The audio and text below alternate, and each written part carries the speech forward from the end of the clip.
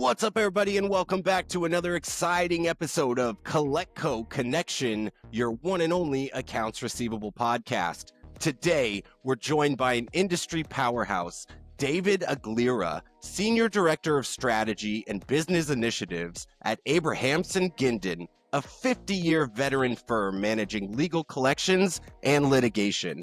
With over 3 decades of leadership spanning digital collections, advanced liquidation strategy, compliance, dialer optimization, and the agency litigation oversight, David has helped shape what operational excellence looks like in today's high-stakes recovery landscape.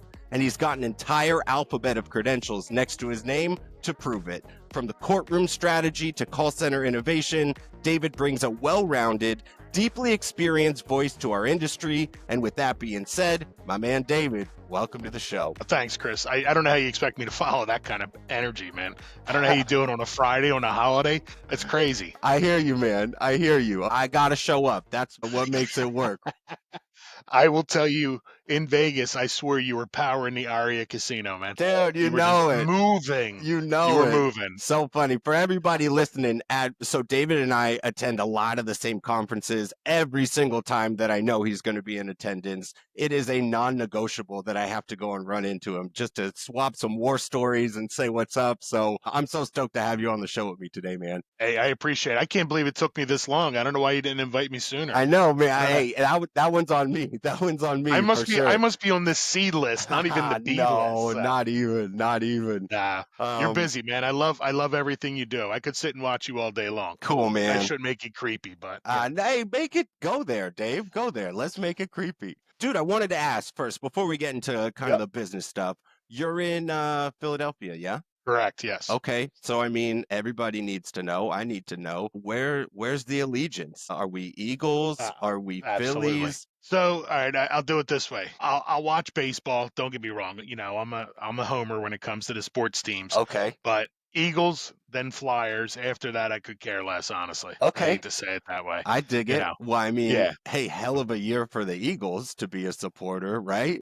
Yeah. I'll tell you, we were out at RMAI, you know, and we always go out Sunday morning, Sunday afternoon, and me and Josh Gindin, who's one of the namesakes of the firm, we weren't sure if we wanted to go out or not. Yeah. So we put together a little party out there, had some people, had Gary Herman from Indebted, had a couple people from Resurgent, things like that. It wound up being a great party. No, you know, we had a great time. Especially because y'all pulled the result. Are you kidding? Yeah. It was great. It was great. And so it wasn't even close. It wasn't even close. You guys, you showed up for that game. I won't say anything because I have some friends in Kansas City that'll, you know, they'll be texting me as this thing's coming out. I'll leave it alone at that. I was just glad to see them win again. No, and what a cool environment. Obviously, we had RMAI the very next day, and so your head has to get back on the business floor. But to kick it off with that type of trophy lift, come on, right? And you know what? I'm the dope. I scheduled a 7:15 meeting the next morning. Of course you did. But the question is, David, did you attend it? Yes, I made it. Okay. And okay. Everybody that was traveling with me could not believe that I was up and out the door. That's hilarious. That's hilarious. Yeah, well, my wife will tell you. Hey, you know, I get up. Work hard, play hard type of guy. Absolutely. You got it. I dig it. So let's jump into it, man. So you've led operations across a wide array of collection strategies, omni-channel digital engagement, obviously litigation management. But before we get into that fun stuff, talk to me about your decades worth of coaching softball, like from grade school, high school, now tournament teams with Christ the King School. I was a previous college soccer coach, and so I'm always just curious to learn about like how does what you learned there and are continuing to learn kind of cross over and shape the way that you develop and lead some of the professional teams in these high pressure environments? What's that like? You know what? I've played sports my whole life. You know, baseball, football, hockey, you name it, softball. I mean, I still play softball at my age. You know, awesome. The body takes a toll. Got to sit in the hot tub or ice up before and after. I feel like, but no, I loved it. Somebody had asked, the grade school that I went to, and, I went to 12 years of Catholic school, and they said, look, we need help. And I'm like, you know what? Hey, why not? I got time. So I did that and then started coaching tournament teams a little bit. And somebody approached me and said, hey, why don't you, you're doing this, get paid for it. So I went and coached high school for a couple years. Sweet. Then got out of that and then went back into, I actually umpired for a while, and then went back and, I coached my great niece, her tournament team, and it's fun. Yes. I don't, it's great. And one of the things I will tell you, and anybody I talk to, especially when you're interviewing people that are coming in for, a management role, leadership role, that word manage, Chris, sucks. It does. To me, manage means you're getting by, but coach, I'll go back years, and one of the law firms I worked at, we used to have an attorney sit on the floor, and I'd be on the speakers, I'd be yelling, things like that. And she's like, "How are you not exhausted cheerleading all day?" And I'm like, "I don't look at it as cheerleading. I look at it as coaching. Yes. Like, take the phone. Hey, what are you doing? You need help, whatever." And I think that's where it really helps in our environment because, especially on the collection side, when you're dealing with agents, it's a robotic, mundane job. It's not a glamorous job. Nobody says I want to grow up and be a bill collector when I get Right. older, but it's a good living, and unfortunately, it's one of those things, Mike Rowe would say it's a dirty job, but somebody's got to do it. Somebody's got to You do know, it. yeah, hopefully I don't get in trouble for using his tagline, but that side of it is you want to make sure people know what they're doing. Don't manage them, coach them so they can be better so that they can then turn around and be leaders and coach other people. Yeah. And I'll tell you, when you're coaching, you're coaching players. I can't coach you the same way I coach Jim sitting next to you or playing next to you. What motivates people? Is it, constantly kicking them in the butt or coming up and patting them on the back? Good job, and it's 100%. yeah, so it's tough. It is tough, but I do think it plays a huge role in anything, not just our industry, any industry that, you want to talk about. Anything, man. Yeah. You so hit the nail on the head. In fact, I've been quoted as saying, because I'm in a leadership role with Cedar right now, Yep. and the only reason that I get to do the things that I do today, I think, is because of that coaching experience. And like Right. you, again, like you nailed it. It's the man management. You could scream at somebody and that'll light them up so hard they'll go on a field and kill it, but you can't scream at everybody. It's like somebody you No. got to kind of like, hey man, come on, Right. forget Yeah. about it, get your head in Yep. the game, let's roll. Yeah, So they shut down. They dude, shut a down on you. 100%. And Right. so like eliminating that one size fits all and really focusing on the different personalities and what's going to drive them in the coaching capacity, dude, is the biggest difference maker. So I love that you made that distinction because I couldn't agree Yeah. more. I couldn't agree more. And I'll be honest with you. You know what? Not everybody's going to like the input, the criticism, the feedback that they get. Yeah. But understand, it's an improvement opportunity. Okay, here's where mistakes might have been made. But look, this is where we're at. I tell people when they come and work for me or get involved and we're working on projects together, live and die by your decisions. Yeah. You know what? If it doesn't work out, okay, what do we do to fix it? If it does, hey, that's all you. You take, you'll never hear me. It's, I. It's team. It's me. We win as a team, we lose as a team. And I That's say right. that from coaching to the workplace, plain and simple. Dude, I love that. I love that Yeah, so much, man. absolutely. Dude, that's why we get along, man. I feel like, come on now. That's why we get Well, a little along. crazy too. Yeah, So you yeah, gotta be. You got, especially yeah, in we this have to. industry. Absolutely. Yeah. So let's teeter into the industry because I'm super Sure. curious about your background. Obviously, I'm privy to a ton of the excellent things that you and your team have been doing with the industry evolving faster than ever right now from, new regulations, digital first consumer behaviors. Creditors aren't just looking for recovery anymore. They're like demanding strategy, transparency, scalability. So, just from your experience living this, like what are some of the major shifts that you've seen in the creditor expectations over the last few years? And how are you and your team helping agencies adapt and stay ahead of that curve? Like, what does that look like? You know what? You'd love to say he just throw it against the wall and see what sticks, but those days are long gone. Yeah. You know, I grew up in the industry when it was all about the dollars collected and that was it. Right. I think the creditors are realizing, and for any of my clients out there, I apologize that I'm saying this, but I think they're all realizing it's a true partnership now. It's not just, hey, you're my vendor, do what I tell you to do. Right. They really want to get input and feedback from their firms, from their agencies. The mindset of collect a lot of money and don't get us in trouble. They're kind of gone in a way. It's okay, what kind of Google reviews are we getting? There's agencies out there now that I know of that are paying their agents based on Google reviews. How many 5-star, and it's good. Don't get me wrong, but is it always the right? That might be great for them, but is it great for the client or the lender? Uh-huh. Because again, that doesn't mean they got paid. but hopefully it means they didn't get sued. There wasn't, any kind of complaints coming back to them. I think, Chris, it comes to that of understanding your client or your creditors, the creditor's business, understand their model and implementing that. The mentality of, and I'll say for the law firm side, I've worked on both sides of that. Just sue, as much as you can, if, as long as they're not dead, bankrupt, whatever. Right. I think that mentality is going by the wayside as well. And the ideal thing is with AI, and I'm going to kind of pivot into that. Uh-huh. How many people, Cedar, for example, they use AI on their end? Yeah, for sure. Like Right, propensity to absolutely. pay models and scoring Correct. probabilities, for sure. And it's funny you say that because you and I were on a call, I think 3 months ago, and we were talking about how AI is getting implemented into our industry. Nobody thinks of AI in that regard. They only think of it as facing the consumer.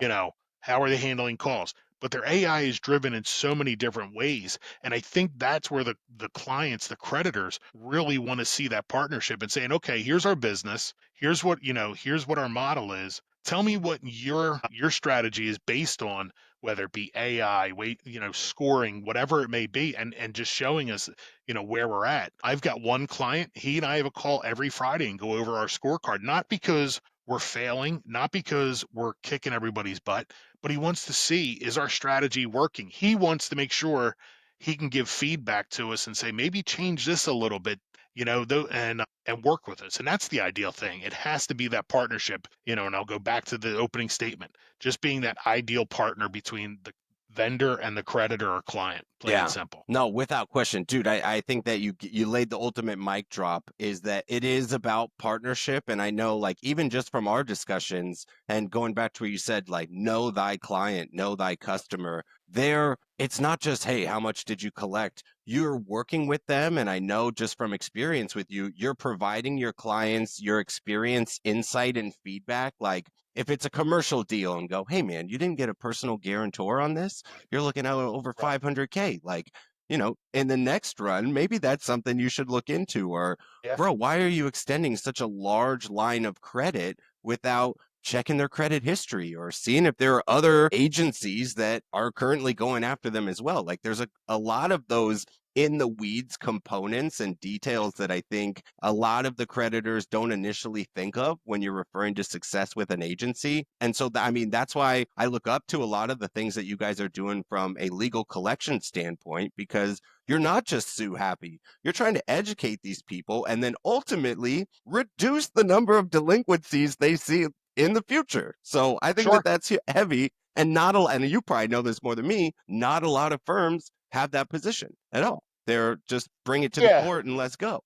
And I will say, and I appreciate the compliment. Thank you. As always, you know how to really, stroke your friends and your guests That's on their my guy, stroke. So man. Come on. Come on. You're my guy. no. But it is the truth. I've always, and I've been with a couple firms in my career, and I've always made a point to, have it where we're a call center. It's not just sue, sue, sue. As a last resort, if that's, you have to protect your client's interests, but do the right thing. If there's an opportunity to negotiate and settle prior to filing suit, incurring those court costs, things like that. Don't get me wrong. You have some clients, and you know it, that say, I don't care. Yeah. If you don't get X, we want to sue it. Okay. You're the client. We get it. For sure. And I think one of the other things, and I know, Chris, we've talked about this numerous times, making sure, like, we're not a national firm. We're in 8 states. We're expanding as we speak, and we want to make sure that our clients understand the different rules and regs in each state, so they Yeah. know what they're getting themselves into. No, You for know, sure. or Especially today. absolutely, yeah, and especially, I mean, you get certain states, that we'll talk about the big three. They're changing every day. Every Uh-huh. time you turn around, here's another one for New York, Texas, California, whatever. Okay, here we go. At some point, does it come, do you even call anybody anymore? Right. So it's tough. And you need to make sure that creditors are doing what they need to protect themselves, because there's going to be delinquencies. I mean, we're seeing it every day. Yeah. I just read something the other day that the auto industry, the delinquencies are going to, I forget the number. It was off the wall, and I should know that. But it's like, okay, so what's the next steps? It's Are you going increasing to big try? time, huh? Right, Yeah. exactly. And then you're going to try and collect on it, and then you get told by individual states, no, can't do that. Yeah. Yeah. I mean, It's It's the way of our world, It's the same thing like so. with healthcare. You have exposure to healthcare. Yeah. I know, like, Yep. oh my Yes. gosh, I am feel so sorry for our chief compliance officer with the new CFPB just decided that, oh, it's not federal anymore. Now it's out of Yep. state. Forget about credit reporting. Like, it is honestly a whirlwind of Yeah. how do you stay ahead of this stuff? So, Yeah, um, it's crazy. And then I just heard that elective surgeries, let's say plastic surgery, for yeah, example, credit cards, a lot of the big issuers are not going to allow that nope. because I they saw they that know that too. yeah. So it's like, all right, so what do you do? It's just wild, yeah. But Yeah. again, and it tees into what you said with partnership is that I know that you guys pride yourself on making sure that you're ahead of the curve with those Yep. updates so that you're armed and ready when you are with a client. You're like, hey, whoa, whoa, whoa, we need to consider this. So I think Yeah. that's pretty dope. Let's jump into performance. So, like, giving all things that we kind of just discussed, when you're maximizing performance, what role does like sales training and mindset play into a collector's success, especially when balancing empathy with bottom line results? Like, you teed into AI. Right. How do you feel about, like, are you guys utilizing AI with your actual call center workforce or the adjusters, just from your experience and what you've seen? So I could tell you, and being totally transparent, we're not using it probably as well as we should, and I was at a conference a couple of months ago, and they went through on how many agencies are using AI. It was in the, let's say, 70%. And then he went to law firms. It was under 20%.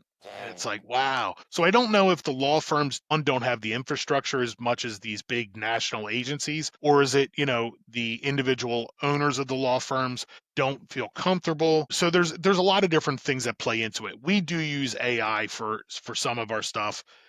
Our inbound unit, we're looking to kind of tweak that even more. Yeah. We use a lot of AI scoring for our calls, for our internal scorecards, from a compliance standpoint, and then a QA. To your point, did the agent, negotiate the right way? Did they, show empathy? Was dispute, then you go into the complaint side, the compliance side, was dispute mentioned, fraud, anything like that? Right. And you get So that you get like those trigger trigger that words. goes, hey, check on Exactly this. right. Yeah. Yes, exactly. But I will tell you, the best collectors, and I know anybody who's been in the business as long as I have, or just as long, and I'm not saying it for any other reason, just to give you context. I've been in the business where used car salesmen came in, and they were great at it Yeah. because you know what? They taught me that I can't talk to you, Chris, the same way I talk to a 90-year-old woman from, the middle of the country, in Bingo. Nebraska, let's say, because there's so many, demographic, age differences, things like that, that you need to understand. And I will tell you, the one thing I've learned in our industry and moving into more of the, sales side of it is listening. You got Yeah. to be a great listener. And it's hard. I'm old school. My father was old school Italian from the East Coast. We're fast, talk, talk, talk. And you got to be a great listener Yeah. because when you're on the phone and you're an agent talking to a consumer, they're going to tell you a lot of things that if you just listen, you can get information, and that helps your pitch when you go back to them. So I think that's where the sales role comes in. You need to sell that, hey, resolving this debt is going to be beneficial for X, Y, and Z. Okay, you told me you only make $500 a month. Okay, well, here's what we can do.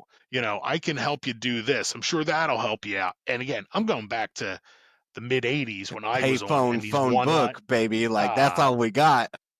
you know what's funny? You grab your when we go on vacation, we grab our book with our index cards and take them because you knew the guy next to you was stealing your accounts. That's right. Yeah. So I mean, I'm really dating myself with that, but it is the truth. There's one line cliches, and you can talk to Steve Leckerman at Radius. I mean, he trained me, back in the late '80s, mid '80s, and he till this day still preaches. There's certain things that worked back then that still work. They're compliant, they're legal, won't get you in trouble, but it shows, that you're listening to the consumer. Yeah. Look, I'll go back to when you were a kid. When your parents told you, Chris, get upstairs and clean your room. You were like, what? No. Yeah. But if they said to you, Chris, can you do me a favor? Can you please, your room's a mess. Can you go up and clean it for me, please? A big difference, huge Big difference. difference. So you take that approach on the phone with a consumer, you're 9 times out of 10, you're going to get a better response. Yeah. You might not get paid. You might not get the end result you wanted, but you're going to have less friction, less back and, And that they'll less engage with argumentative. you, and that's Exactly. the rule number one of Yeah. tracking analytics is, hey, Yep. are they ghosting me, or are they at least giving me the space Right. where we can talk? So, And it's amazing because one of the things that I do, and one of the things that the partners for the firm have tasked me with is looking at our QA. Okay, Dave, all right, we've got, 85 RPCs today. How many of them resulted in some kind of payment? Yeah. Okay, now take them out. Okay, out of the remaining, how many of them did we negotiate the right way? Was it a straight refusal? Did the agent not even listen to was their money offered and they just didn't listen? Yeah. I mean, think about it. If you get one or two of those a day per agent over the course of a 21 day business month, that could mean a difference in a bonus, not a bonus, hitting budget, not hitting budget. without question. And these are the things that you need to just keep teaching the agents, Yeah. and working with them. I think in our day and age, everything has gotten so high power. Keep powering. We need 500 calls, things like that. AI is taking care of that. Yeah. We've weeded out so many calls that never get to an agent because of AI and how it helps us, that we need to take advantage of every single RPC we get. No, And for sure. I think for clients, I think that's the kind of stuff they want to hear and see on their business.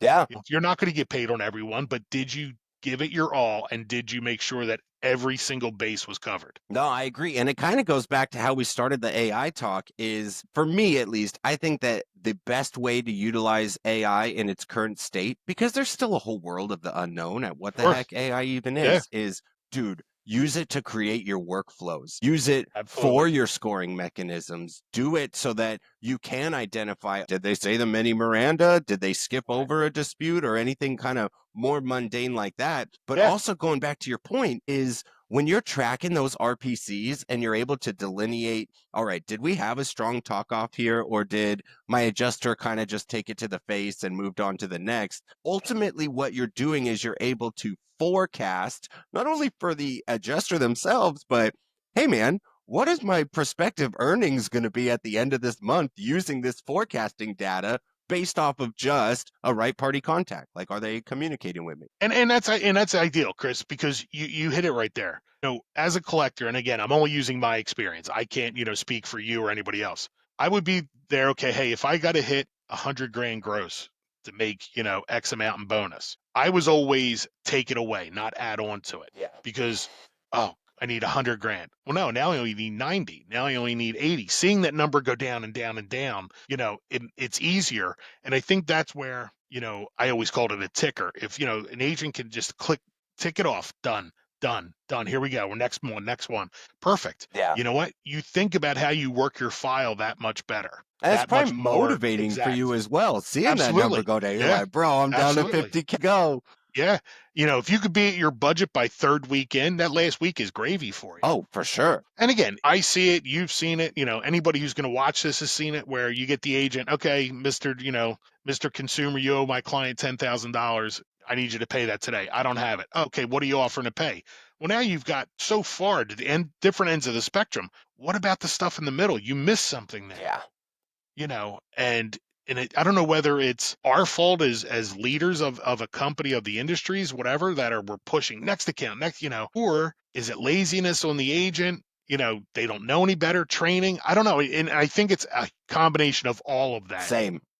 I think we need to take the time to better educate our employees, who then can better educate the consumer to where it's a better resolution for our clients. Yeah. And let's be honest, all those things happen. The agency firms, we should all be sitting pretty. No, 100%. And it's so funny, almost unintentionally or ironically, I feel like we're going full circle here. You mentioned like empathy and tonality, but I mean, dude, those are tools that we're using when we're coaching our athletes as well. Right. And so I bet a coach would be a tremendous attribute in a debt collection space, just because you understand, like you were mentioning earlier, the way you talk to a student loan account, somebody who's 28 years old, way different from talking to a 90-year-old grandma who's soft tone, you got to be, so it's huge. That's crazy, man. The absolutely power in how you say, not what you say, I think is, and going back to AI as well, like humans like humans. You know what I mean? And there's never going to Yep. be a substitute for that. I wanted to ask because I've done a ton of Oh demos boy. from vendors. I'm going off the cuff here, but you open the door, so I'm jumping in.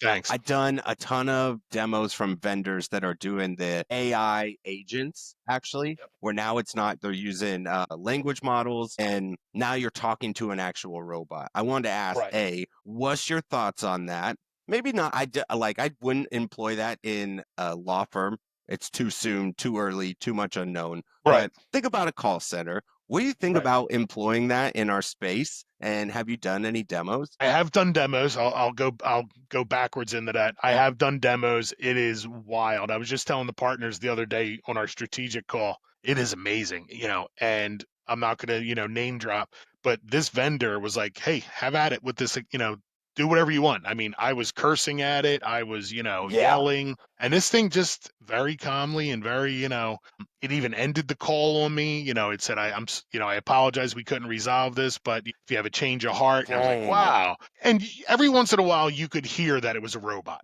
And I knew I was listening for it. Yeah. But if you and I are talking right now like this, where we're just kind of off the cuff and, different things, I don't know if I would have picked it up. I No, really for don't. sure. To answer the first part of that, I think you're going to see it. You definitely are. I think from a customer service, not a collection, I think it's a lot easier. Same. But there's going to be companies out there that are going to do it. I'm sure they're using it now. I saw one of the demos on the same vendor where, let's say you speak Mandarin, I speak English, I and it saw them that's automatically similar. translates and do the Yes. same. And I'm like, wow. And it doesn't even sound different. It Yeah, was like, wow, that is pretty cool. it is. And I think I would rather see that first, because I think that would then, because one, let's be honest, I don't speak anything other than Same. Philadelphia, we'll call it. Yeah, same. But Accent and all. yeah, right, exactly. So, somebody who's bilingual, trilingual, they have a huge advantage. And, Uh-huh. normally in our industry, they get paid more because they 100%. get they get more opportunity for more accounts than the agent next to them only speaks English. So I think I would love to see that, used in our industry first, because I think it opens up a lot of doors where a lot of people, consumers, feel outed just because, nobody speaks, Polish hypothetically or whatever it is, Yeah, everybody's, has a Spanish collector or whatever. right. Um, but Man, I'll be honest. you made me Yeah, think I of mean, something real quick is because you're like, oh, well, I got my Philly. That's all I speak right. is. So first, I'll back it up. When I was at RMAI back in January, I was listening to a ton of those different AI agents, and I turned to my COO. And so my trick for them is I try to interrupt them Right, in the middle of their speech pattern, and that's like my clear cut sign. Oh, I'm talking to a bot. So during right. RMAI, I turn to my COO, Paul. I go, it's just not fooling me, man. I'm just not fooled by it. And so I'm not into it. And then maybe it was 2 weeks ago. I won't name the vendor, but I did another and I guarantee it's it the same one. it was the same kind of experience that you went through where you're like, dude, Yeah. this is pretty up there. Like I'm Right. almost fooled by this. Yeah. And so what it drove towards is obviously, like you said, we can do cross conversions of languages, but I'm sure at a point, or it's probably already out there, is you'll be able to take regional accents. Like if somebody from Philly calls you and you could tell they're from Philly, Oh, absolutely. there's Yeah. probably a different vibe in the way that goes than Right. if you hear someone like, I'm from Southern California. What's up, Right. dude? Hey, bro. No, Right. are you, Like, Chris? I couldn't tell. 100%. So I think, and if it's not already Yeah. out there, that's the evolution of how these Right. models work. But I was blown away at, in short amount of time, how quickly it got from me not Yeah. believing it at all to going, whoa, wait a minute, this Yep. is actually Yeah. pretty cool. Well, it's funny you say that, because years ago when I was dealing with nearshore opportunities, one of the things, somebody approached me and said, "Hey, you got to use Dominican employees. You're on the East Coast, because the Spanish that the Dominicans speak is New York City, Uh-huh. as opposed to if you went to Tijuana, Mexico City, they speak West Coast Spanish." And I'm Yeah. like, I don't know that. But evidently, it's that dialect. And you're like, okay, that kind of makes sense, and I agree with you. And I do believe you're going to see that as well. You're going to have that, okay, New York, Philadelphia, Hmm. Boston. I mean, Yeah. there's another distinct accent. Yeah. Uh, 100%. yeah. So, I mean, without a doubt, I mean, I remember, and again, I'm dating going back but you would see, if I was talking to someone in Texas, the trick was always, try to have a little Texas, twang in your voice. A You little can't do that y'all, stuff. if you Yeah, will. right, exactly. I don't know if the AI will get to that point, but I agree with you that there might be some, there might be some keywords that'll be thrown in there that you're like, oh crap, damn, did I never even realized I say that stuff or Yeah. whatever. And it's funny, one of our partners experienced this as a test with, I forget who it was, either a family member or a friend. Their company was employing AI, Mm. and they did this whole thing where they called them up and said, "Oh, it's your daughter. I need $1,000." The whole scam thing. And Oh. he's like, "I never knew," and he knew that it wasn't real. Yeah. He's like, "I can't imagine like these senior citizens and all. It's scary. That are You just know, getting wrung from yeah, it. It is. yeah." Yeah. It Jay. is. And you know what? You hate to say, and I go back to the old cartoon days of, we could just use this intelligence for good instead of evil. Yeah. It would be perfect. No, But I well, agree with that's you. why I think it needs to be regulated. Like it's the wild, wild west with AI right Yeah. now. I know that obviously European Union, they got the EU AI Act, which is, to my understanding, the only regulation surrounding the use of artificial intelligence. I'm like, I would put money on the house that in the United States eventually, whether it's this year, whether it's early next year, there's going to be some development of a regulation at how we're supposed to use Right. this stuff, especially when you like, dude, during RMAI, I attended Porter Heath's session on AI inside of the collection world. And especially with using like PII or personal information, he was saying there's a software that will take the smartwatch data on like your Apple Watch, and it Right. will say like, oh, well, what is their current heart rate, or how well did they sleep last night? And they're baking in that information to a propensity to pay score. So your adjusters are going, Wow. hey, you know what? Dave had a lousy night last night. Perhaps we're Damn. not going to shoot him a call today. Let's wait until he's got a Yeah. little. And that to me, it's cool on one end, but it is Yeah, that is. scary as all heavens on the other It side. is. Well, and then it goes to that point of when do, these online betting apps use that? Yes, man, you just opened See, up a the whole other new side of rabbit hole. right. So Yeah, the other side is Chris didn't sleep well. He had 2 hours of sleep. His heart's racing. Let's just pass him a let's ton of take ads to advantage of gamble them. his night Yeah, away. Right. Absolutely. No, and it's a shame. But my wife and I talk about it all the time. We'll be talking about, oh, here's a car commercial for a Buick, hypothetically. And all of a sudden I'll go on social media, Buick, Buick. I'm like, dude, seriously? Come on. exactly. Yeah. Yeah, So it's crazy. It really is. no, it is. And let's be honest, the kids are in generation. My 4-year-old granddaughter's on the phone doing this, that, iPad, Yeah. and you can only FaceTiming with her imagine. friends and stuff. You're like, dude, Yeah. are you kidding? I had a Right. I had telegram a just call. to, Right. Yeah.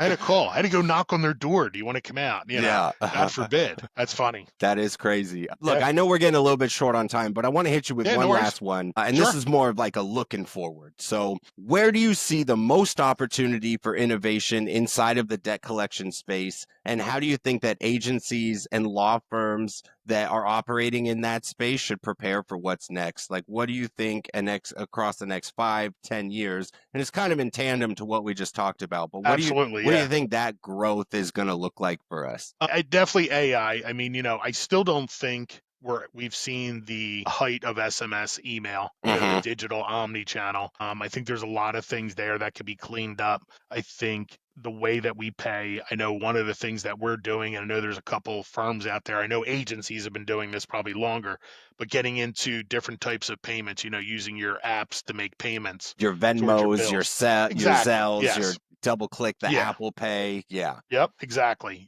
I think there's a lot there that has to be cleaned up and pushed out because again, and I'll use, my 85-year-old mother, you know, till the day she died, she was paying online. I Yeah. mean, that's unheard of. But again, it's just how people are getting acclimated. You're always going to have that one person who still wants to mail in, $1 a month, an actual physical dollar bill. Yeah. But more and more people are going to pay electronically. More and more people want to deal with things when they want to deal with them, whether it be two-way chat, things like that. And that's probably one of the things that I'm probably more uncomfortable with is that two-way chat.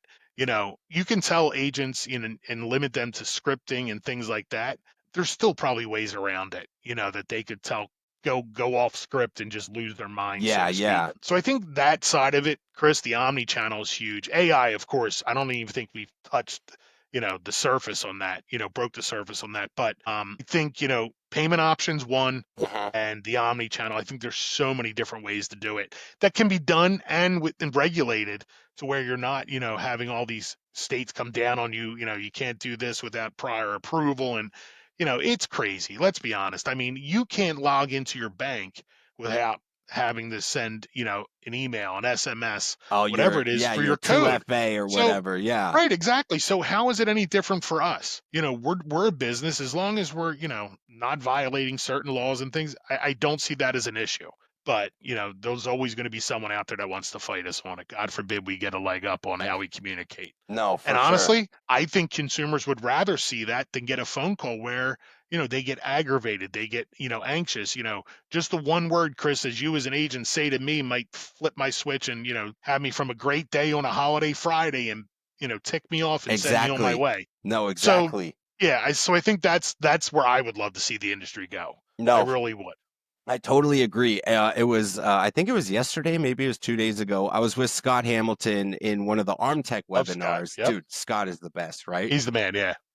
And I we just want to know talked. how he gets his hair like that, No, man. yeah, for sure, right? It's like perfect It is every every time. without question, and it was spot Absolutely. on 2 days ago. I'll tell you. But what were we talking about? So we were talking about the use of omni-channel and the evolution of utilizing those multiple channels. One, I like that everybody is focusing on consumer preference rather than what's my preference. Sure. It's 2025. People are in the digital mode, just like you were saying. And so I thought that was really fascinating. He did bring up one, or I brought it up from a post that he made, is it was something with respect to adding a little bit of color to the letters that you're sending. And then him, or this company rather, A/B testing the impact Right. of engagement or response after adding a little You bit of mean that color. color? You mean Yeah, like physical color? instead of a black and white demand notice or model validation, he's got his company logo with a little bit of color in there. Or maybe, the The QR logo, yeah. code is Right. blue instead of.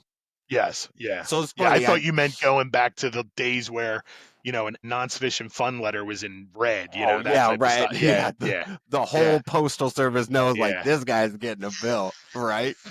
But no, it's Yes, interesting. absolutely. It's super Yeah. interesting. Yeah. And then final point just on the Omni channel and Kristen Lepler, I want to say, is the one who brought Yep. this up, but the strategy employed with Omni channel is that they should all work cohesively with each other. Like instead of Right. just these boilerplate templates that you have for SMS or email, I mentioned like developing if then mechanisms. Like Sure. if somebody goes onto your self service portal, but they don't do anything, perhaps that triggers a human text message that goes, "Hey, Dave, saw you popped onto the portal. Did you find what you were looking for? Let me know if you need any help." Like, though all of the channels working together in cohesion to be able to provide a more human experience with specificity to the actual customer journey, that's where I want to see this bad boy drive across the board. And that's where I think we'll have the biggest impact.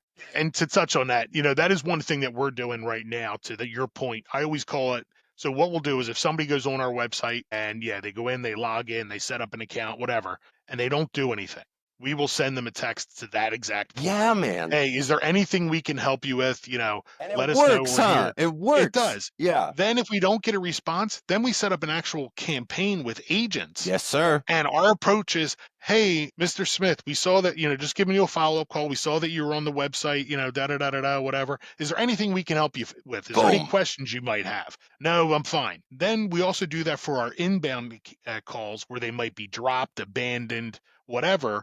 We'll send out an SMS, and again, as long as we have consent, of No, for course, sure.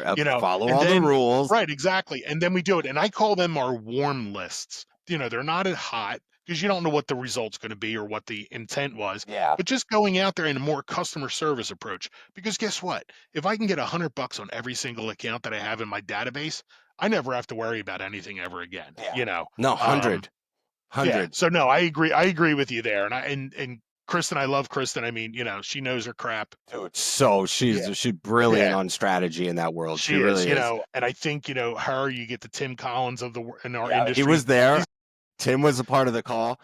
Yeah, I worked for Tim. Tim is the best guy, man. He really is. I mean, he's one of those 5 in your life that you would say, you know what? He changed me. You know, he made an impact in my life. But they know their stuff, and I will take what they're telling me as, hey, this might as well be what we're rolling out for the next 50 years. Yeah. And people might disagree, and and I'm sure there are, but I definitely agree with you, man. I would love to see that, that algorithm of if, then it not equal, okay, we're going to do this, and it's ideal because and guess what? The agents feel more engaged because they're getting a better result. Oh, yeah. So they're pumped up. They're happier. You're getting positive feedback there. Numbers start going up. Clients are happy. Market sharing. Look, man, it's a great thing. It's a cause and effect of just but they all have to work together, and then Correct. that caps it. Is I mean, and now going back to AI use in workflows, that's how you do it, man. Like if Yes. you can Correct. create that infrastructure, your bottom line is increasing, no question, because Yep. empathy, tonality, being specific, being a human being, all these components. What is that? Yeah, What's being right. human? No, yeah, right. So, but my man, Dave, we're a little over time, but I'm happy to steal the extra time from you. It's always a pleasure talking with you, my guy. Inspired by you. Obviously, we communicate on LinkedIn all the time. I've always got my eyes on what's ahead in your life. And so looking forward to many more discussions like this. I'm bound to run into you. We got 6 months I think we might left in the year. I'm bound to run it. So I'll flag you down, and next one's on me. All right, brother. I appreciate it. Hey, have a great holiday weekend. Yes, and sir. I appreciate you inviting me. All right. Don't be a stranger. Definitely not. I'll talk to you soon, brother. See you, brother. Cheers. Bye.